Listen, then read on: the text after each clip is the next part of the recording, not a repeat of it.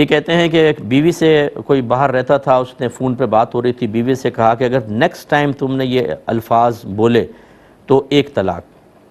بیوی نے بعد میں کئی مرتبہ وہ الفاظ دہرا دیے تو وہ پوچھتا ہے کہ کتنی طلاقیں ہوئی ہیں۔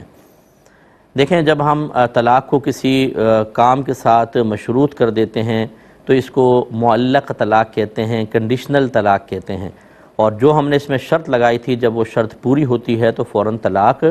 واقع ہو جاتی ہے۔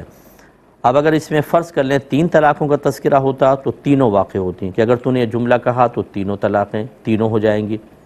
اگر اس میں یہ کہا کہ جب تو یہ لفظ کہے گی تب تجھے طلاق، تو پھر ایک بار کہتی ایک طلاق، دوسری دفعہ کہے گی دوسری طلاق، تیسری دفعہ کہے گی تیسری طلاق۔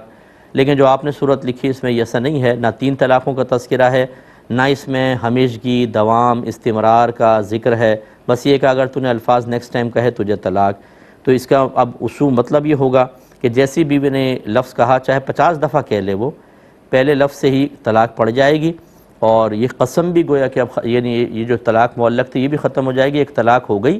اب آپ کو دوبارہ اپنی زوجہ سے رجوع کرنا ہوگا، اور اس کے بعد جتنے بھی الفاظ کہیں اب کوئی مسئلہ نہیں ہے، کیونکہ جب اس طرح کی طلاق ہوتی ہے،